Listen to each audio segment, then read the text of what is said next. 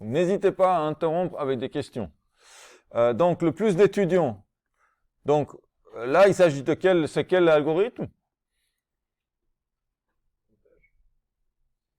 Il y a un comptage, et puis, avec le comptage, en plus, il y a quoi? Quand on dit le plus ou le moins? Un maximum. Donc, en fait, on a une combinaison de deux algorithmes. On a d'abord un comptage, et après un maximum. Donc, qu'est-ce qu'on veut compter, qu'est-ce qu'on veut maximiser? On veut maximiser, on veut trouver l'épreuve pour laquelle il y a le plus de rattrapage qui était nécessaire. Grâce à Coco.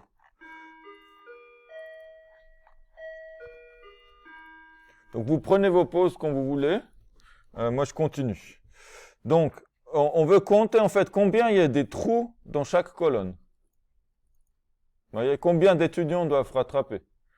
Pour faire ça, je vais créer une nouvelle liste que je vais remplir avec le résultat de chaque comptage.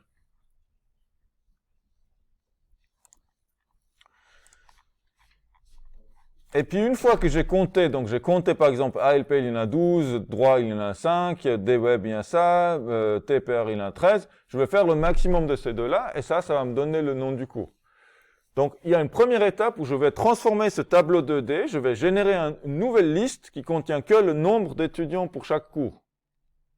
Soit une liste, soit un dictionnaire.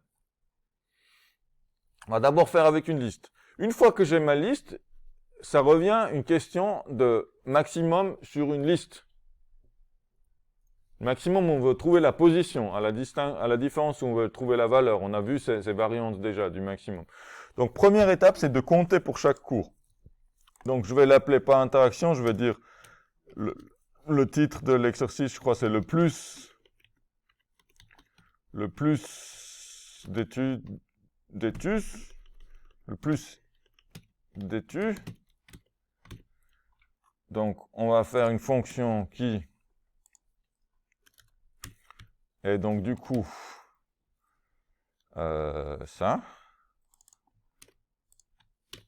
Plus d'étudiants. Et ça correspond, je vais mettre passe. Et ça correspond au B2. Ça, pour l'instant, ça ne m'intéresse plus. Voilà. Donc, qu'est-ce que je dois faire? Première étape, c'est donc compter étus pour chaque épreuve. Ça me retourne un tableau. Ça va me donner une liste, nombre, étus. Ça va me donner une liste qui contient le nombre d'étudiants. Ok, je vais compter dans le tableau rattrapage.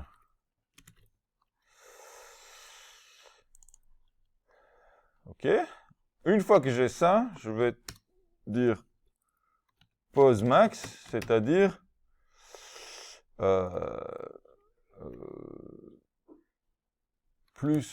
plus position max étu sur la liste de nombre d'étudiants. Donc on va, première étape, créer une liste qui contient le nombre d'étudiants pour chaque matière, et puis après on va faire trouver la position maximale, et puis après on va afficher le plus étu, et puis on aura besoin sans doute du tableau des cours et de la liste de nombres.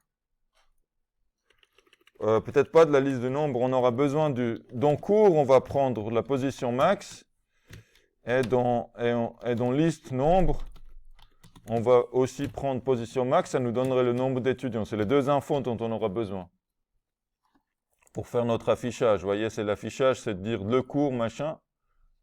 Ah, ici, on n'a pas besoin d'afficher le nombre, mais je vais quand même le cours et le nombre, ça me semble. Je vais le faire en une seule fois.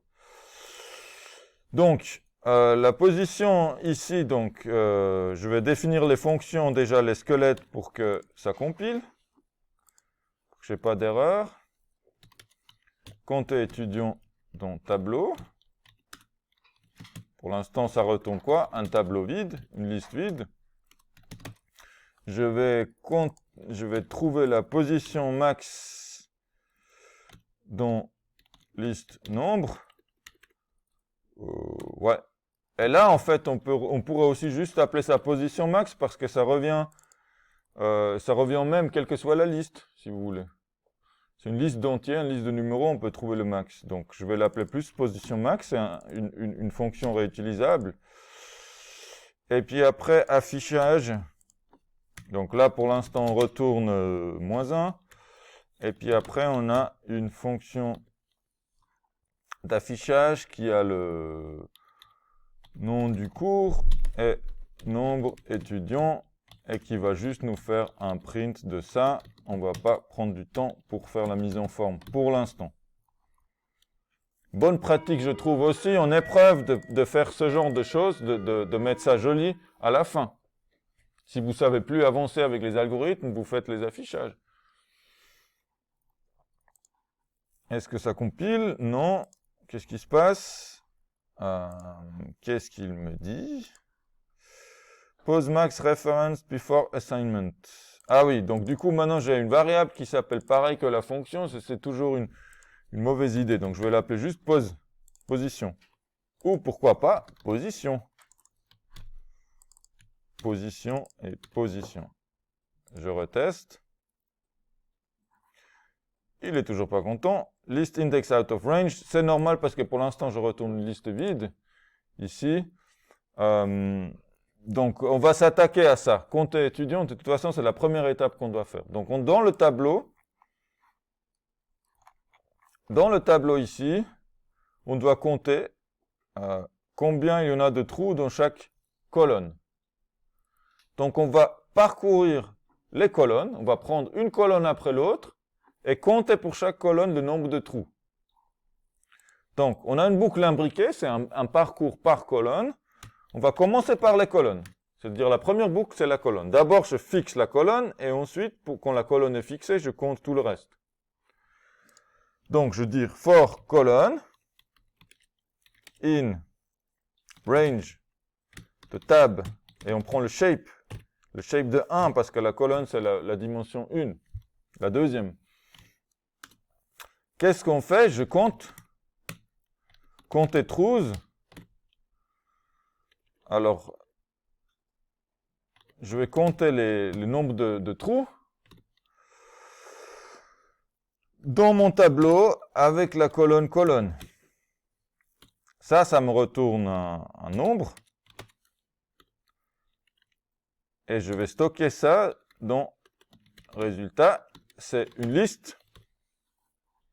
Et je vais ajouter le nombre que j'ai trouvé à ma liste de résultats à chaque fois. Ça remplit ma liste. À la fin, je retourne mon résultat. Donc, il faut que je fasse le compte des trous. Def compter trous. Donc quoi? Dans le tableau, dans la colonne. Donc, qu'est-ce que je fais? Je vais parcourir le tableau. Cette fois-ci, je vais varier les lignes parce que la colonne, vous voyez, elle est fixée.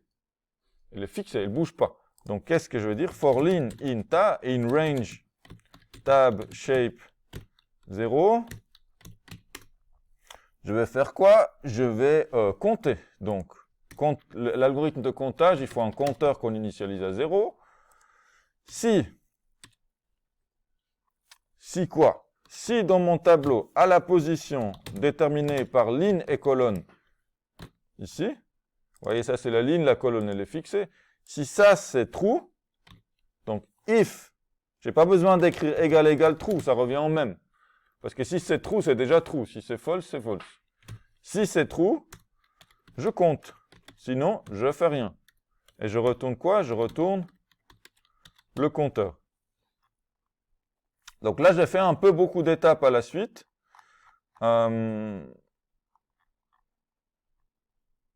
Qu'est-ce qu'on... Ouais, c'est pas terrible en termes de démarche. Mais voilà, donc là, c'était compte études. On va faire un print quand même de liste nombre études pour voir est-ce que ça marche. Certainement, j'ai dû faire des erreurs. Non. 11, 12, 11, 11, 12, 9, 11, 13, 12. En plus, ça semble correspondre à TFR qui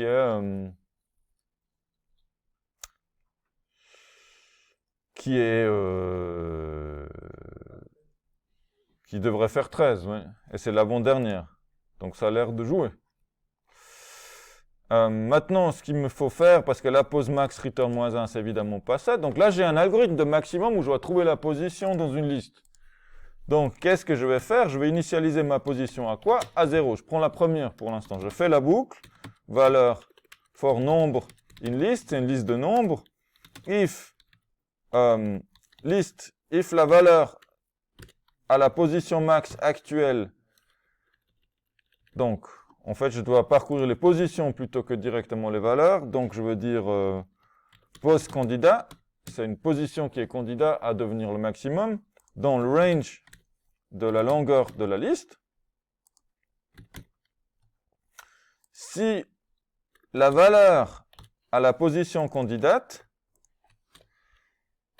est strictement supérieure à la valeur à la position maximum actuelle, je change la position maximum qui devient la position candidate.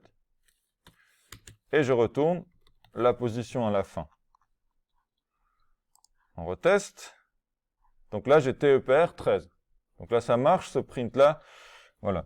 Donc, pour récapituler, on a ici un algorithme de comptage, compté par colonne. Je l'ai décomposé. Vous pourrez le faire en une seule fonction. Dans ce cas-là, vous auriez une boucle imbriquée. Je l'ai décomposé pour pas avoir de boucle imbriquée et pour faire une jolie décomposition.